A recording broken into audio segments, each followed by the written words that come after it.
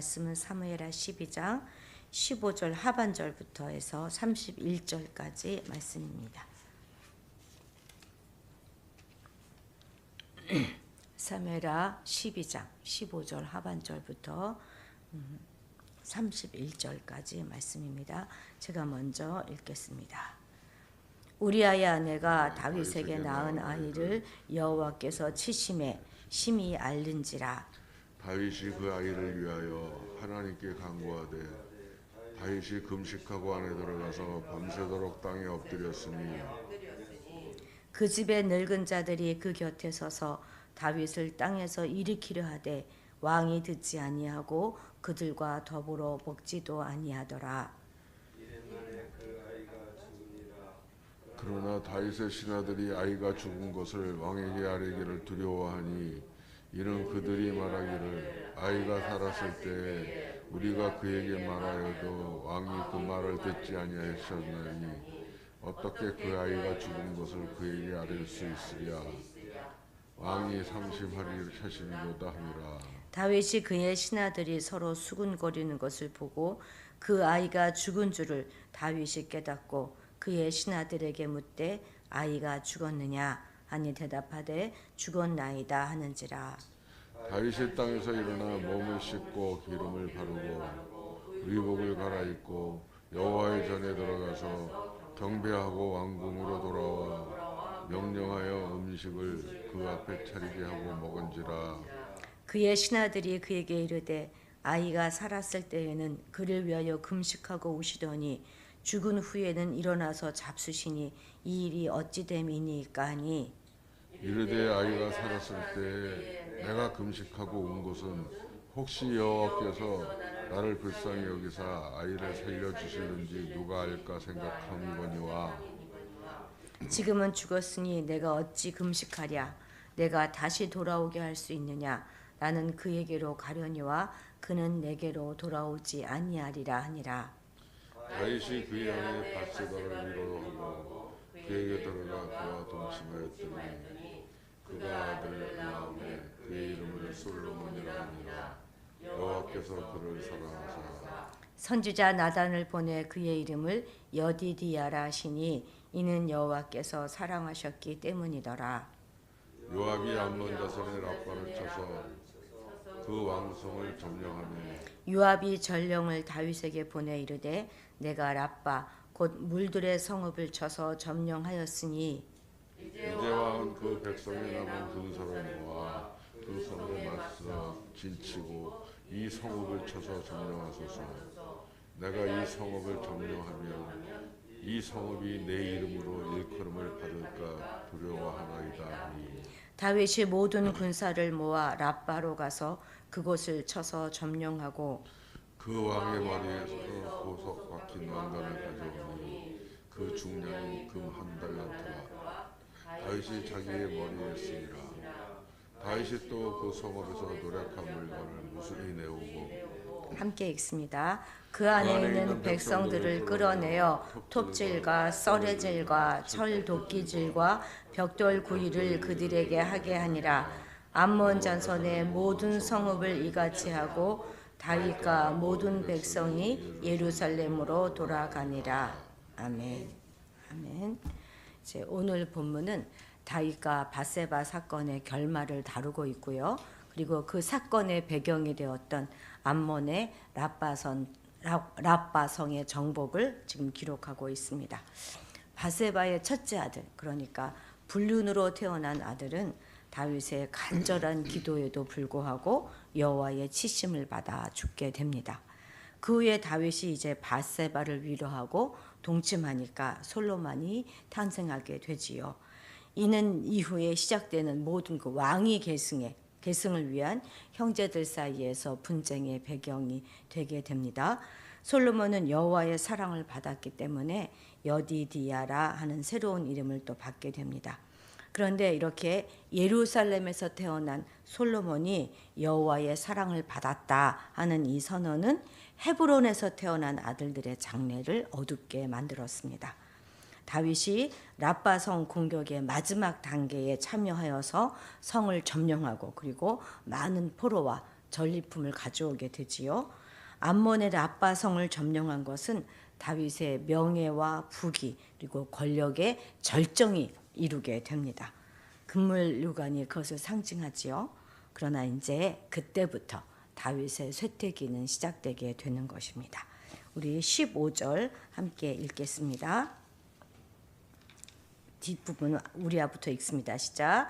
우리아의 아내가 다윗에게 낳은 아이를 여호와께서 치심에 심히 앓는지라. 아멘. 참 성경은 정확해도 너무 정확하게 기록되어져 있어요. 여호와께서 아이를 치셨다 이렇게 말하면서 굳이 바세바를 우리아의 아내라 이렇게 부르고 있지 않습니까? 이는 이제 이 아이가 바세바가 우리아의 아내였을 때 잉태한 아들이었기 때문에 이렇게 말했을 것입니다. 이제 우리아도 죽었고 바세바가 정식으로 다윗의 아내가 된 마당에 그만 덮어둘 만도 한데요. 성경은 그냥 넘어가는 법이 없습니다. 우리아의 아내가 다윗에게 낳은 아이, 이 이름이 이 아이의 이름이고 이 아이의 정체성인 것입니다. 그러다가 이제 24절에 가서야 비로소 바세바를 다윗의 아내다 이렇게 소개하고 있습니다. 무명의 여인이 철저하게 자신의 죄의 대가를 지불하고 난 뒤에 드디어 자기의 이름을 되찾게 된 것입니다. 다윗의 아내가 되어 살면서 주변에서 많은 이들이 주변에서 수근수근 저게 우리 아이 아내였대 이렇게 수근거릴 때마다 바세바는 정말 얼마나 힘들고 어려운 시간을 보냈을까 우리는 충분히 짐작해 볼 수 있습니다. 그렇게 힘들고 비통한 시간을 보냈던 그 여인이 이제 자기의 이름을 되찾고 그 후에 자녀를 낳았는데 그에게도 이제 이름이 주어지는 것이지요. 여러분들의 이름은 무엇입니까?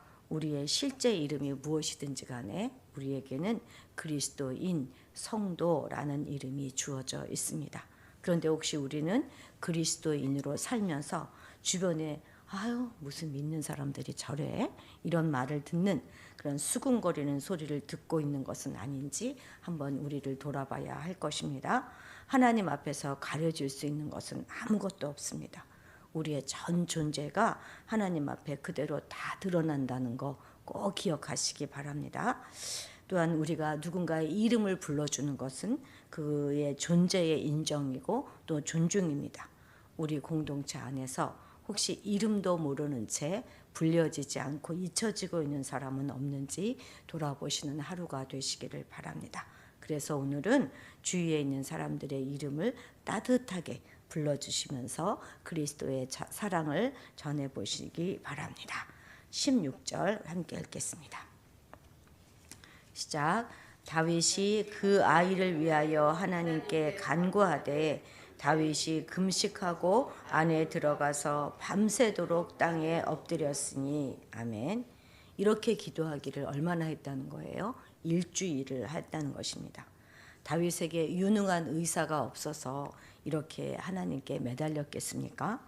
다윗은 자신의 아들의 중병이 자신의 죄에 대한 징계라는 사실을 잘 알았기 때문에 인간적인 수단에 의지하지 아니하고 오직 기도로서 하나님께 매달렸던 것입니다.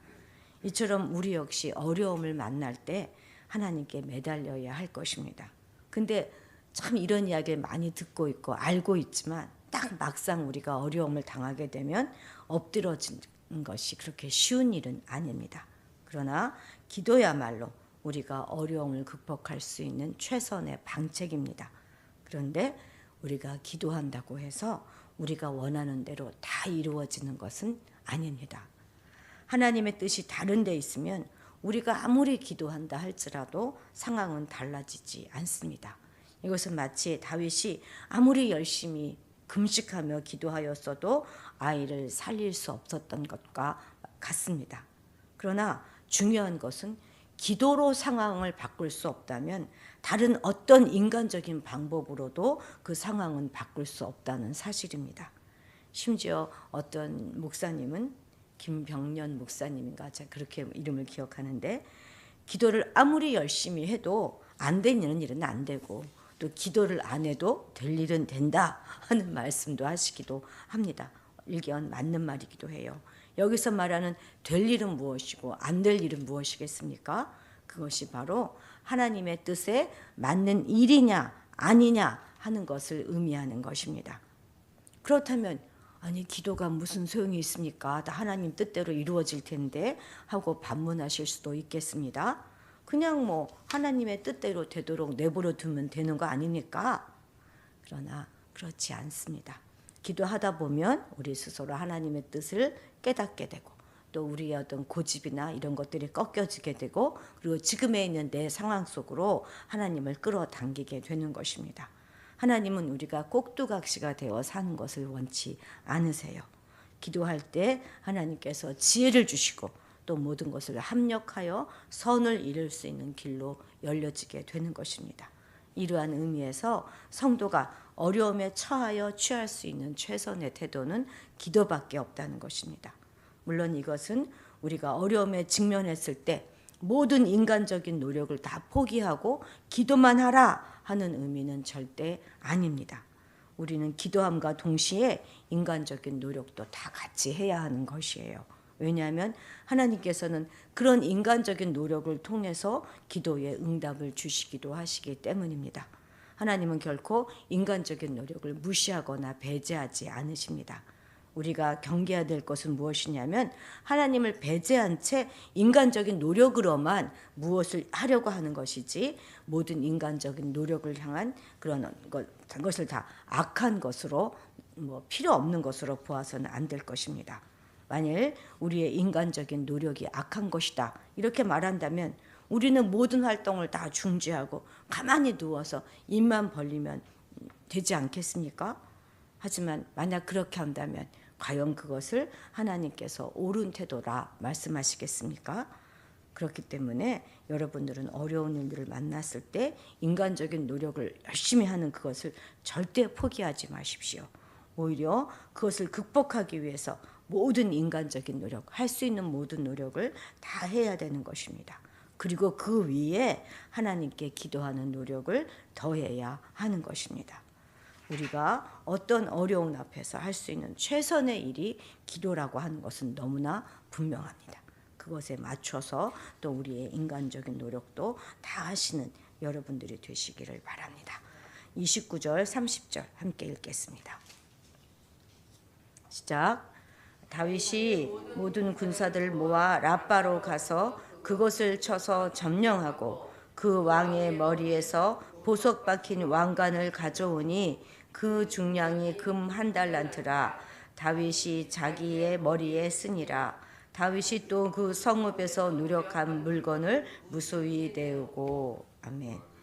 사실 랍바성을 함락하는 과정에서 다윗이 한 일은 거의 없어요. 요압이 거의 다 이뤄놓은 일을 그저 열매만 거두었을 뿐입니다. 우린 이런 걸 뭐라고 말하죠? 숟가락만 얹어놨다 이렇게 말하지 않습니까? 그는 성을 취하고 암몬의 왕 한운의 머리에서 그 무게가 1달란트나 되는 그 금보석이 박힌 면류관을 취하여 자기 머리에 썼어요. 또 그 성의 백성들을 포로로 잡아 노역을 시켰습니다.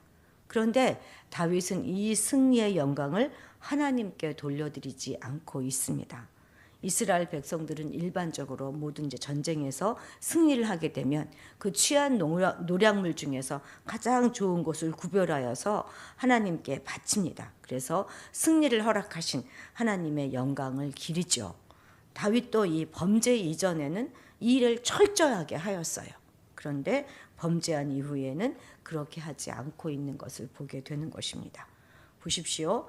다윗이 그 암몬 왕의 면류관을 하나님께 바치지 않고 자기의 머리에 썼다 하는 이 성경의 기록은 이스라엘의 진정한 왕이신 하나님께 돌아가야 할 영광을 자신이 가로채는 일종의 상징적인 행위라고 말하고 있는 것입니다. 그리고 이것은 다윗이 지금 영적으로 굉장히 상당히 교만해져 있다는 것을 시사해 줍니다. 다윗은 요압으로 하여금 그 전쟁을 마무리 짓게 할 수도 있었어요. 하지만 그는 남아있던 군사를 모두 이끌고 가서 성을 취함으로 자신이 영광을 얻었습니다. 그는 요압의 주인으로서 영광을 받았지만 정작 자신의 주인 되시는 하나님께 그 영광을 돌려드리지 않았던 것입니다. 그래서 이제부터 그가 점점 쇠퇴의 길로 걸어가게 되는 것이지요.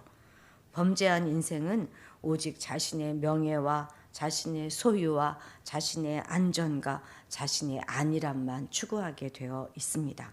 왜냐하면 범죄로 말미암아 하나님에 대한 의식이 흐려지고 무디어졌기 때문이지요. 오직 자기의 영광만을 위하여 사는 것이 범죄한 인생들의 실상입니다. 그런데 이렇게 자기의 영광만을 위해서 사는 것, 그것은 하나님의 인간 창조의 목적에 어긋나기 때문에 하나님의 또 영광을 가로채는 일이기 때문에 이렇게 사는 자들은 결코 행복할 수 없습니다. 우리가 하나님께 영광을 돌리며 살아갈 때 우리들도 모두 행복해질 수 있는 것이지요. 그래서 우리 성도들은 우리가 죄에 빠지게 되면 이렇게 하나님께 대한 모든 감각이 무뎌지니까 죄에 빠지지 않도록 하나님의 말씀을 떠나지 말아야 하는 것입니다. 하나님의 말씀을 발의 등으로 또 길의 빛으로 삼고 사시는 오늘 하루가 되시기를 간절히 바라겠습니다. 기도합니다. 어떤 경우에도 하나님의 영광을 내 것으로 취하는 어리석은 자가 되지 않도록 도와주시옵소서. 늘 말씀을 떠나지 않으므로 건강한 성도의 삶을 살아가게 하옵소서. 하나님이 힘들고 어려운 일을 만날 때마다 하나님이 주신 지혜와 재능과 성품으로 인간적인 모든 노력과 수고와 최선을 다할 뿐만 아니라 그 위에 기도로 부르짖게 하셔서 우리의 한계를 뛰어넘고 돌파를 경험하는 우리가 되게 하옵소서. 우리에게 성도라고 하는 귀한 이름을 주심을 감사드립니다. 그 이름에 부끄럽지 않은 인생이 되게 하시고 우리의 이웃들 가운데 이름을 잃어버린 자들에게 귀한 이름을 되찾게 해주는 그런 자들로 오늘도 살아가게 하옵소서. 감사드리며 예수님의 이름으로 기도드렸습니다. 아멘. 오늘은 우리 주변에 아는 사람들, 우리 친척, 친지 모든 사람들 가운데 우리의 기도가 필요한 자들의 이름을 불러가면서 기도하시기 바랍니다. 또한 우리 교회를 위해서 기도해 주시고요. 또 주일 예배를 위해서 기도해 주시기 바랍니다. 말씀을 전해야 되는 이 종을 위해서도 기도해 주시고 또 우리 이원기 목사님을 위해서도 기도해 주십시오. 또 대표 기도하시는 분, 또 찬양 인도하시는 분, 또 이번 주에는 특별 찬양으로 우리 청년들이 하기로 하였는데요. 그 청년들을 위해서도 기도해 주시고 다음 주일에 있을 체육대회를 위해서도 기도해 주십시오. 우리가 배드민턴을 하기로 했기 때문에 좋은 날씨가 있어야 될 것 같은데 지금부터 걱정이 됩니다. 바람이 많이 불면 이 공이 막 이리저리로 날아가지 않겠습니까? 그래서 바람이 많이 불지 않도록 그리고 그런 경기를 하다가 아이들이든 누구든 다치는 일이 없도록 기도해 주시고 모두 다 즐겁고 행복한 그런 시간들을 가질 수 있도록 기도해 주시고 이 일을 주관하고 계시는 조경민 집사님에게 함께하여 주시고 또 리더십을 허락하여 주시길 기도해 주십시오. 그리고 오늘 우리 교회의 부서장들의 이름을 불러가면서 기도해 주시기 바랍니다. 우리 주님의 이름을 크게 부르고 기도의 자리로 나아가도록 하겠습니다.